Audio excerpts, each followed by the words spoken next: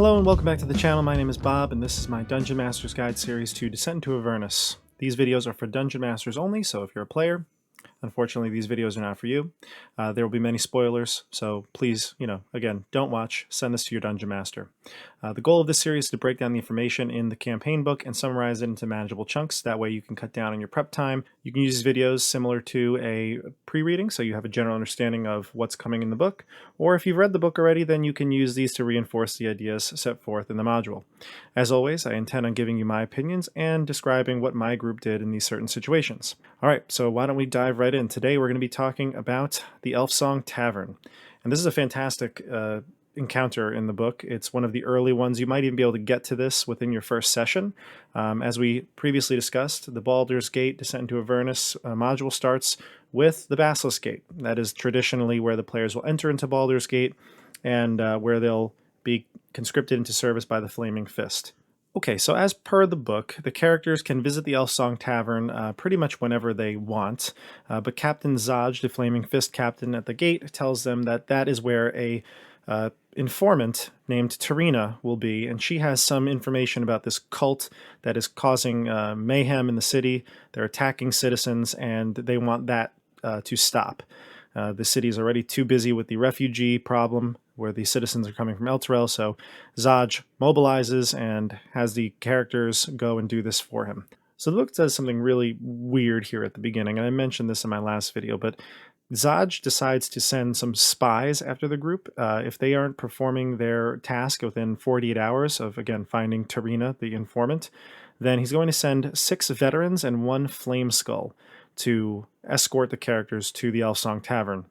Which, to be honest, it doesn't really feel right. I think that it's really forcing the characters to go to the Elfsong Tavern. If they don't want to, then this is the way that a DM, wants to railroad them, can get them there. It also doesn't make too much sense. If Zaj has 6 veterans and a flame skull that he could use at any moment, he could basically just use them to go talk to the informant. I'm not sure why he needs to hire the group. So I would avoid using this if at all possible. And it also even says that he has 2 more squads that he can mobilize to hunt down the party. If he has so many disposable spies around Baldur's Gate, why is he hiring you? It just doesn't make sense. So I would avoid using it. What I would do is try to get the characters to get to the Elfsong Tavern, even if they don't want to go there directly. If they want to go into the marketplace, if they want to go somewhere else to a religious temple or any of the places described in Baldur's Gazetteer, then I would suggest you try to get them to go there by having Tarina meet them on the streets. Okay, so the tavern itself. This is actually quite a large tavern. The book does a nice job explaining what the Elfsong Tavern is. Basically, it is a tavern where there's a disembodied voice of an elf that sings a song, basically sings songs throughout the establishment. The book says that it's loud enough to hear, but not to disrupt conversation. Most patrons do stop speaking, however, when the elf song begins, and then it resumes, and then they resume talking after it ends. It's something that you could probably give any of your characters a history check. If they live in Baldur's Gate, I would even just forgo this and tell them that information. The owner of this tavern is a man named Alan Aleth. He's owned the establishment for quite some time. He's owned it for decades, it says. He also runs a money-lending business on the side, but he doesn't lend to adventuring parties. Now, the tavern does have a few patrons listed here. I would make this a kind of like a bustling tavern, a lot of people in it. And if they decide to talk to people inside the tavern, then you can use some of these pre-planned NPCs that they kind of script here for you. There's Scrawldar Fane, a neutral human commoner. He's a punch-drunk shipwright with no elbows. Oh, God. You have Scrawldar Fane, a neutral human commoner, a punch-drunk shipwright with no eyebrows. Layla Stout, a scar-faced halfling burglar flipping a coin. Ulrich Whitmirth, an impoverished playwright who scribbles his private thoughts and observations in a small book. Wall Knightley, a jovial, strong-jawed rat catcher with a bellowing laugh. Rahima Sajiresa, a gregarious astrologer who loves to gamble. And Willow Brownbug, a snooty apothecary wearing a colorful cape. Now, as written, the book says that Tarina is located on the 2nd floor of this tavern, which is where she's been doing some gambling. Any of these patrons can kind of point the characters in the right direction. You can play it really two ways. You can have Tarina either there at the time, or she could be still not in the tavern, and the characters will have to wait for her arrival. I think that either of them can work. I think the biggest thing you need to try to push is that you want your characters to use this opportunity to investigate, role play, talk with some of the patrons, talk with Alan Aleth so that they can get some information about what's going on in the city. This is again a chance for you to play up the idea that Elturel has fallen. The people that are here in here in Baldur's Gate, feel for those people, but at the same time, this is kind of like a cutthroat city and a cutthroat neighborhood. They may not have the same empathy towards the Elturel citizens that are trying to get in. Before we even go through this, I think one thing to state is obvious here. They're not going to explore this entire tavern. In fact, when I played it myself, I barely drew all of the rooms. We were playing in person at the time, and I was using a battle mat. So I was drawing out the locations, and I just decided not to draw nearly every room in this place. It doesn't seem like it's a place that they're going to go investigate. It's not an abandoned house or anything like that. So they're not going to be able to really go into all of these private rooms. So the first room is E1, the tap room. Now, Alan Aleth tends the bar while two young men named Fulton and Ymir take orders. They deliver drinks and food to tables, and they joke with the clientele. There are two bouncers, but these bouncers are not normal bouncers. There is a suit of armor that is animated called Clank, as well as a half-ogre named Skuna. They're both here to protect the staff and the members. This will come into play later when we have some unexpected guests. There are well-armed patrons. As I said, this is a rough part of town, so the people here come prepared. No one in this bar is going to be a pushover, although they are using some of them are using commoner stat blocks. You could beef them up if you feel like your characters are just getting a little too brave and trying to intimidate everyone. It really shouldn't be that way. They should feel a little intimidated, even if they have the Flaming Fist badges. E2 is the lounge. Although smoking is allowed everywhere in the Elfsong Tavern, the lounge is a favorite hangout for members of a local smokers club. The private dining room is location E3. This room is called the Green Dragon Room because there's a mounted dragon head on the wall. And of course, it's green. E4 is the storage alcove. Crates of fruit and barrels of fresh water. There's also syrup and oil kept here. Really, not much they would need to explore here. The kitchen is E6. Alan employs 3 cooks. He prepare meals. There's a couple of chefs who have names here. A halfling named Chenna Fat Rabbit, a testy human sous chef named Azar Valshim, and a blind human pastry chef named Clav Martelmer. Now, these are obviously just role-playing opportunities. You could try to get food from them, but again, not really that big of a deal in terms of the story. E7 is where we start to go upstairs. Now, upstairs in the dining room, this is where a lot of people gather to play games, especially Baldur's Bones or some card games, anything you would gamble on. In E7, you have lanterns hanging from the rafters, rugs cover the wooden floor, and there's a lot of eating and playing going on. And this is where you will see Tarina. She is playing some Baldur's Bones with other NPCs. More on that later. E8 is the private dining room. This is called the Umber Hulk room because there is a Umber Hulk mounted on the east wall. E9 is the fancy guest suite. This room is currently unoccupied, so the characters could get in there if they have a key from Alan or picking the lock, which is a DC 10 dexterity check. E10 is another private dining room. This one has the head of a displacer beast on the east wall near an armoire, obviously called the displacer beast room. E11 is a large guest room and probably one of the most confusing aspects of this. There's a pretty detailed backstory for an NPC here. You have a Sahagin princess named Oshala. Priestess, I apologize. Basically, she is a Sahagin. They're like an undersea monster race, and she was exiled for plotting a coup against her king. Now, this is the weird one here. There's a lot of background for her. They even give you a ton of her trinkets and items that she would have in this room, but it also says that she doesn't allow anyone to go in. She doesn't really ever go out, and I foresee the group never even meeting her. In fact, I didn't even put this into my campaign, but if you wanted to include her, I would suggest you make her perhaps a friend of Tarina. That way that if the group gets there early and they don't see Tarina in the inn, they could kind of get a little bit of information about her from this Sahagin princess. E12 is a guest room. I guess in theory the characters could rent a room here. Again, Alan is the keymaster. He has all the keys to the doors. You could pick the lock with the DC 10 dexterity check. E13 is Alan's bedroom, and I would suggest that no one would be able to get into Alan's bedroom unless they pick the lock, which is a DC 15 dexterity check using their thieves' tools. If anybody tries to get in here, Alan's Rug of Smothering will try to attack anyone who tries to step on it or opens the chest in the room.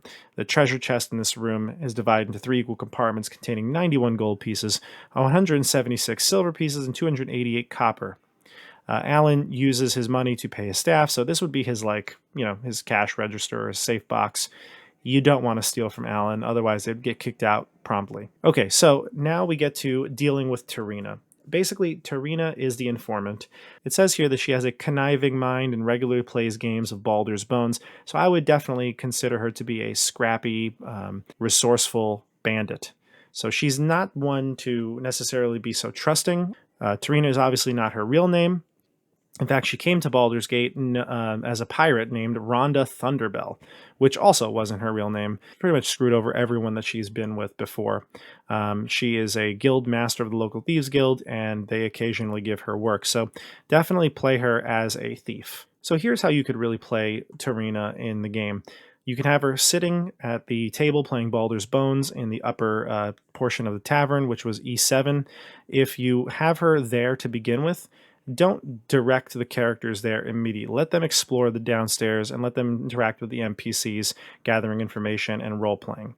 Once you feel like it is appropriate for them to go see Tarina, then you can head upstairs to confront her. You could also have the group wait for Tarina. Tarina is not here. Once they ask around if anybody's seen her, she should be showing up soon. So they can have a seat, maybe get some food, and this is where you can bring in the elf song portion of this encounter.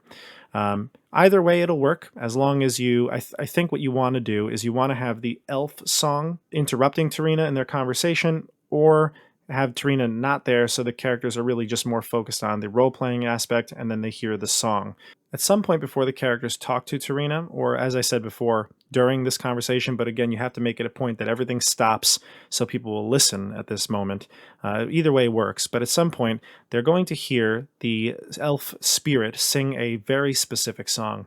It's going to be about Elturel, and the characters, anyone that can speak Elvish would understand it, and they can translate the lyrics. There is a handout in the book, but to be honest, I like to bring in as many multi-sensory elements to the game as possible.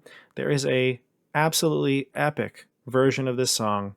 I'm going to leave a link to it down below. It's really great, and if you have a Bluetooth speaker or something like that, you can bring it to your table. If you're playing it over Roll20 or another virtual tabletop, then you can do it through your stream, and you can let your players hear the song. It's chilling.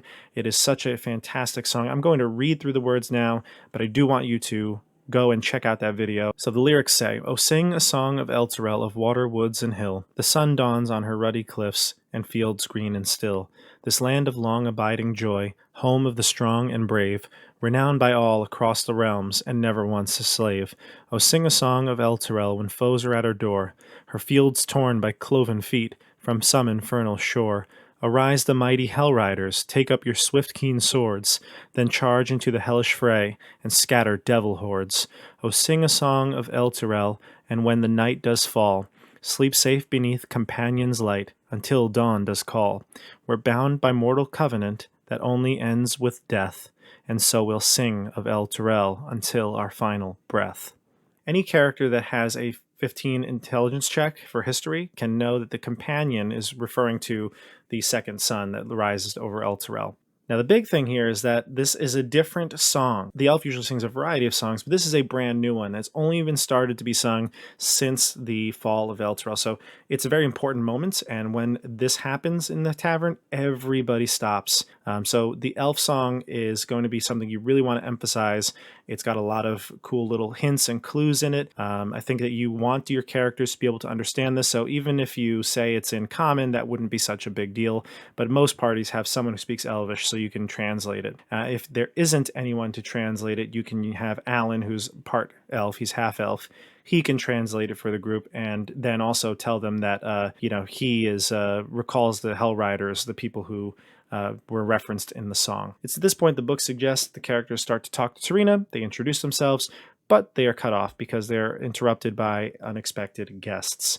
8 motley humans saunter into the tavern. It's basically this pirate captain named Deadeye, as well as a bunch of his bandit crew. He comes in and he sniffs the air, and he says to the crowd that he's looking for someone that goes by the name Torina. He's been cheated by Irina, and he wants to have her head. He even offer up a reward to anyone in the place that knows where she is. So the characters may have to do a little bit of protecting of Torina in this case. And again, Torina could offer the information at the cost of protecting her and saving her from this bandit cap. And that's the way I played it. I think that this also works because Torina, as an informant, wouldn't just easily offer up the information. She would want something in return. This is where a combat could take place. It says here that Deadeye will kill Torina on sight, and neither Alan nor the bouncers will get involved unless one of the staff members becomes a part of this fight. The characters can try to persuade Deadeye not to fight. They can offer up payment, but it will be 5,000 gold that Deadeye demands, and I'm sure that your characters at first level will not have this. A bandit captain is not that deadly, but at first level, I think he can be. He's challenge rating 2. He does make 3 melee attacks, 2 with a scimitar, 1 with his dagger. He does have the option of throwing his dagger as a range attack. And, you know, he does decent damage. He's got +5 to hit. He does a d6 +3 with the scimitar, a d4 +3 with his dagger. He can also parry, which means he can add 2 to his armor class against 1 melee attack that would hit him. So, you know, he does have a few combat options here, but he is a little bit limited to just swinging and moving up to the characters. So he doesn't have that much of a battlefield presence, but he does have 8 bandits with him.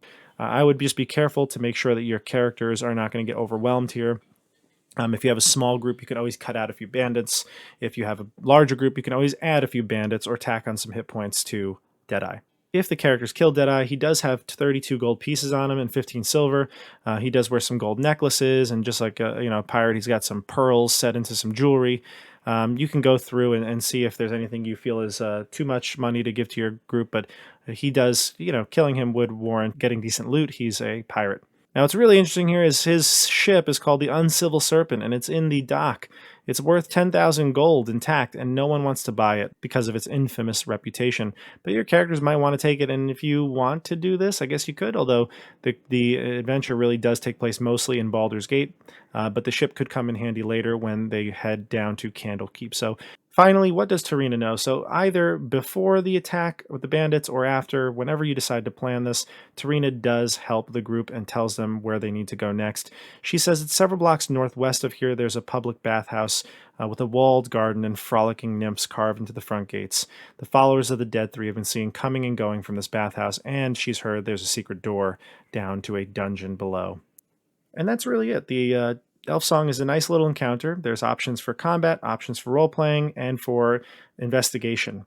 The way that my group faced this encounter was pretty straightforward. They came into the Elfsong Tavern. They were able to mingle with the patrons and talk to some of the NPCs that were listed down below.